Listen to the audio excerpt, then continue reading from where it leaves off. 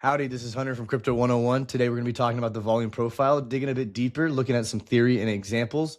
If you like the video, feel free to subscribe, leave a like, and a comment for more content like this. On the screen, you see the volume profile here. Last video, we talked about the general settings. Today, we're going to go a little bit deeper, look at some examples, and why we want to use volume profile in our trading strategy. Why is volume profile even relevant?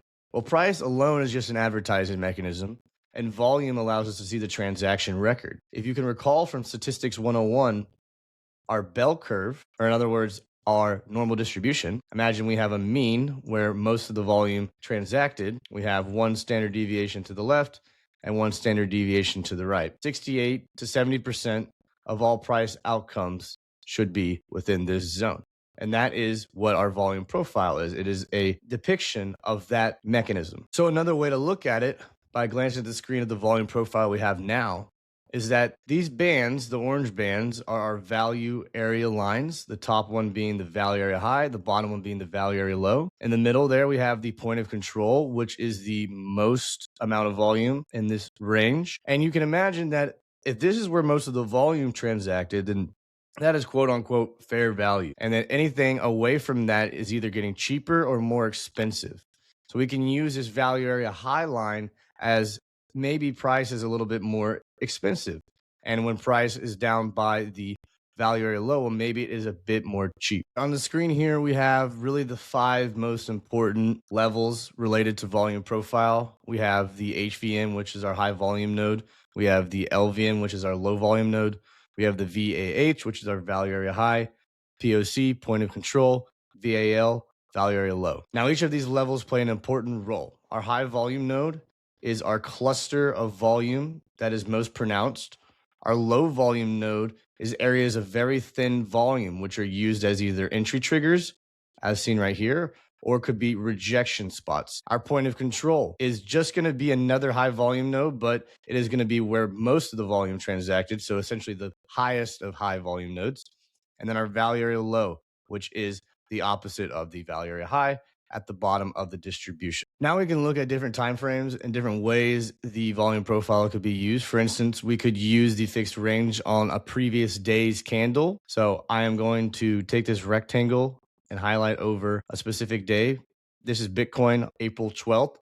And if I take this and I hover it over and then I move back down to a lower time frame, you'll see I have this shaded region. And this is the price action for that day on the 12th. I can take the fixed range, anchor it from the beginning to the end, and now I have a volume profile of this day. It's important to note that volume profile in and of itself is a contextual tool that allows us to see support and resistance levels from some sort of fair value perspective. That alone is not an order entry signal, so we don't just blindly enter at the value area high or the point of control. We still need to use candlesticks or order flow or some other mechanism of entry trigger confirmation. So here we see the previous day's volume profile.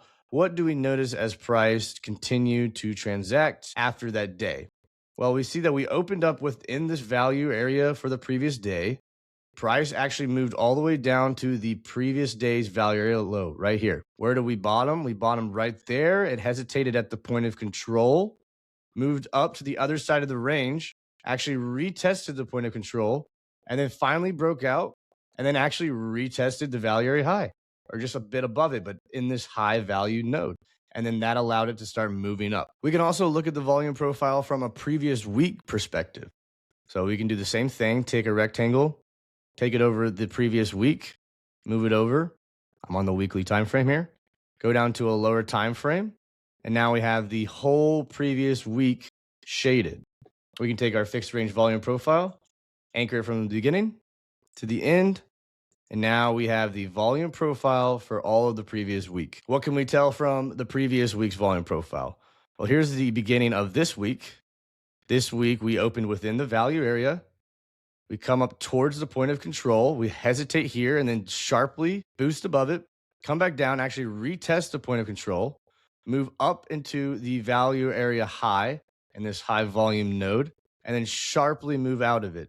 And then what has price done? It's come back actually to retest this value area high right here and getting a solid bounce from it. Okay, here's another example. We can also use it on the monthly. We can look at the previous month's volume profile, taking our rectangle, taking the previous month's candle, moving it over here, going down to a lower time frame. Now, this whole region shaded is all of the previous month's price action.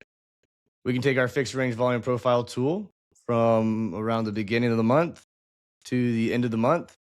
And now we have a volume profile for all of last month. So what can we notice from this previous month volume profile? Price opened up within this value area, came down, tested the value area low, bottomed from there, moved sharply up to the point of control or this high volume node, came back down, moved sharply up towards the value area high. So from range low to range high, came back in, actually retested the point of control around 70K. You can see that these recent bottoms here, the point of control, were the previous month point of control. All right. And then we sharply, decisively moved out of it. So now from there, we are outside of the previous month's volume profile and we look to build value higher. So I showed you the previous day volume profile, the previous week, and the previous month, but you could imagine you could also do it on the quarterly. So the 3 month, and you do the exact same process, as well as you could do it for the year. And note that we always default to the higher time frames volume levels. So a yearly volume profile is going to have more weight than the previous day's volume profile when it comes to those volume levels. All right, well, let's look at a few more examples from Bitcoin on the daily. In this most recent range from February 6th to the current date today, April 15th, we have this volume profile. Now you'll notice that this volume profile looks much like the bell curve or normal distribution we drew out earlier. So that means that this is actually a pretty evenly distributed range. And with these type of volume profiles, these schematics, when they're normally distributed, you will see where price usually fades the extremes of the range when we have a profile like this. Notice that the value area low over here was a very good bottom. Price moved up and actually faded outside the value area, but on relatively low volume. And so price comes back in, retests the point of control, comes back in, tests the value area high, rejects that. So what does that mean? Trades to the other side of the range. Now, what do we notice from here? Our most recent low spent many days wicking actually at the value area low until it finally decided to retest the point of control, came back, retested the value area low, and then boom, all the way to the other side of the range. And now we are getting actually expansion above the value area. Here is a great example of a value area high retest. Price comes out, closes above the value area, comes back, retests it, and then we get confirmation with this candle coming back out of the value area, closing above the candle that retested it. And now you would expect price to start building value up into higher volume profile ranges. Here, I want to show an example of how we can use the volume profile from a trend. And this trend is from the all-time high on Bitcoin down to the November 21st low. So from 126K down to 80K. And we can take a volume profile across that range and we can see how it developed over time. So I have the settings up and we're going to pull up the developing POC and the developing value area. And now we're going to do this and see how we can use the volume profile as a trend following tool. So here we are at October 6th. The blue line is our developing value area and the red line is our developing POC. You'll notice as price continues to go down, bounces off the value area low, comes up, rejects the point of control, bounces off the value area low again, gets a sharp rejection off the value area high at the time, came down, bounced off the value area low, boom, rejects off the point of control, and then decisively closes out of the value area for the first time. And then price tries to move back into value, doesn't get acceptance, rejects, and then has a sharp impulsive move down to 80K. So we can even move a little bit forward and we can use that volume from that impulse as another guiding mechanism. Now look, as price continued to move and try to range, what is it doing? It is rejecting off the value area low multiple times around 94K. And so right when it doesn't get acceptance is when we get our next huge impulse down. Let's look at another area of volume profile. I have taken an anchor point from the August 24 low down at 49 to 50K all the way up to the 108K high at the end of 2024. So this whole impulse. Now you'll see this volume profile. Look, price tried to bounce off the value high actually multiple times. And this was actually a rejection candle off the value high that led to a new high at that time. This was literally a $20,000 move, essentially. Now, you'll notice that price comes down and retests it again and actually comes back into the volume profile. And we talked about low volume nodes as being a thin area of volume. This, as you can see, is literally the thinnest volume node within this volume profile.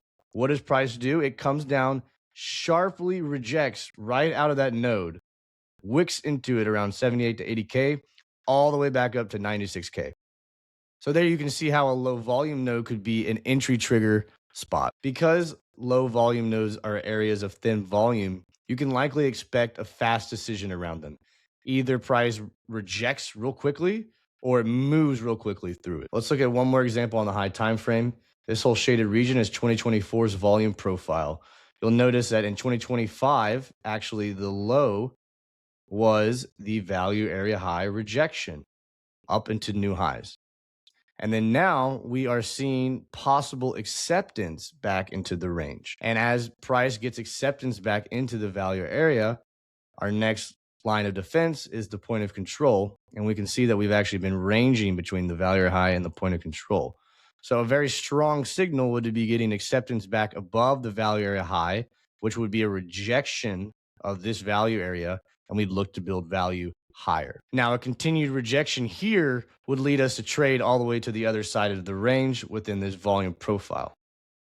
And that is the theory behind acceptance and rejection as it relates to volume profile. So there you have it, volume profile in much more detail. If you haven't seen the settings tutorial video on volume profile, please watch that. And if you like this video, feel free to subscribe, like, and comment for more content like this.